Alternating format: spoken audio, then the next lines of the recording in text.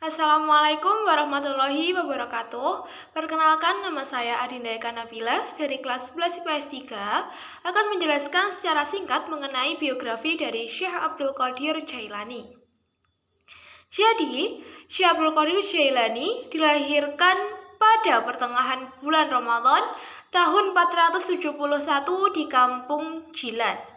Ibunya adalah Al-Khair Ahmad Al-Jabar Fatimah binti Abi Abdillah As-Sumai, seorang ibu yang memiliki karomah dan akhwal. Beliau menetap di Jilan sampai berusia 18 tahun. Pada tahun 488 Hijriah, beliau pindah ke Baghdad hingga akhir hayatnya. Beliau mulai belajar sejak usia dini dengan mempelajari Al-Quran di bawah bimbingan Abu Al-Wafa Ali bin Uqail Al-Hambali, Abu Hatab Mahfudz Al-Balaqani. Beliau belajar fikih kepada Abu Sa'ad Al-Murimi, belajar bahasa dan sastra kepada Abu Zakaria Yahya bin Ali At-Tibrizi, Sahib Hamad Ad-Dabas, dan dari yang terakhir ini juga beliau mengambil tarekat. Latar belakang pendidikan yang sistematis mengantarkannya kepada posisi yang tinggi. Ia mumpuni di bidang ilmu akidah, syariah, tarekat, lughah, dan juga sastra. Ia menjadi tokoh utama dalam mazhab Hambali sehingga menjadi rujukan dalam mazhab ini. Syekh Abdul Qadir Jailani termasuk penulis yang produktif.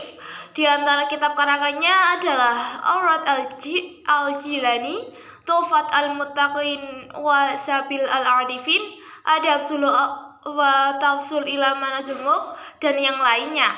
Murid beliau juga sangat banyak. Di antaranya Abu Ali Hasan bin Muslim bin Abi Al-Jud Al-Farizi Al-Iraqi mengambil ilmu fikih dan Al-Quran.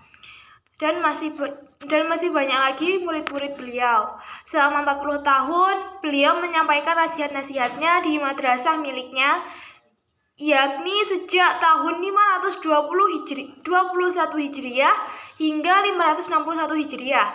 Beliau tidak menyisakan waktu kecuali diwakafkan untuk ilmu dan bersungguh-sungguh dalam mengajar, memberi fatwa, arahan, nasihat, petunjuk kepada murid-muridnya. Kemudian, di kalangan dunia tasawuf, Syekh Abdul Qadir Jailani dijuluki Sultan Al-Aulia atau rajanya para wali. Kedudukan yang mulia ini dicapai karena akhlak yang terpuji, ahwal, dan karomah yang dimilikinya. Syekh Izzuddin bin Abdul Salam menyatakan, tidaklah diceritakan keramat seorang yang mutawatir kecuali Syekh Abdul Qadir Jailani. Pujian yang serupa juga diungkapkan oleh Ibnu Taimiyah. Tasawuf yang dikembangkan oleh Syekh Abdul Qadir Jailani termasuk tasawuf akhlaki, yaitu tasawuf yang berorientasi kepada perbaikan akhlak, mencari hakikat kebenaran, dan mewujudkan manusia yang dapat mencapai maqam ma'rifat kepada Allah. Beliau adalah seorang sufi yang besar yang berhasil memadukan syariat dan hakikat secara sinergis, serta berpedoman kepada Al-Quran dan Al-Hadis secara konsisten. Beliau pernah menyatakan bahwa setiap hakikat yang tidak berpijak kepada syariat adalah kezindikan. Terbanglah kepada Tuhanmu dengan dua sayapmu, yaitu Alkitab dan As-Sunnah. Masuklah kepadanya sedangkan kedua tanganmu ada dalam genggaman Rasulullah. Jadikan Rasulullah SAW sebagai temanmu dan pengajarmu. Biarkan tangannya menghiasi dan membawamu kepadanya.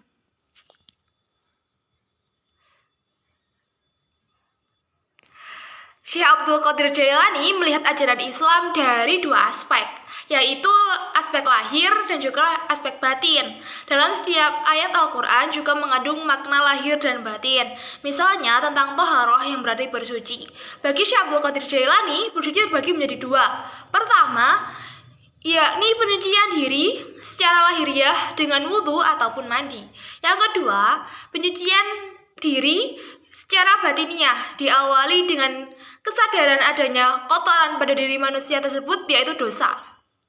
Kemudian dilanjutkan dengan menyesali perbuatan dosa tersebut. Cara penyucian batiniah harus mengambil jalan spiritual yang diajarkan dan dibimbing oleh guru atau mursyid spiritual yang otoritatif melalui taubat, talqin, zikir, tasfiyah, dan juga suluk.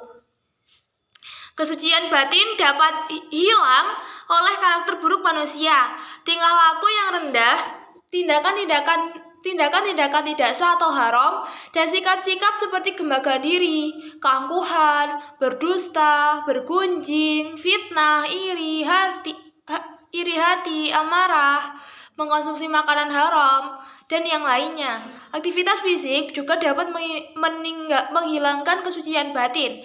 Misalnya, mata yang melihat hal-hal yang haram untuk dilihat, telinga yang digunakan untuk mendengarkan pergunjingan orang, tangan yang digunakan untuk memukul orang yang tidak bersalah, mulut yang digunakan untuk berbicara kotor dan juga memaki-maki orang, serta masih banyak hal yang lainnya.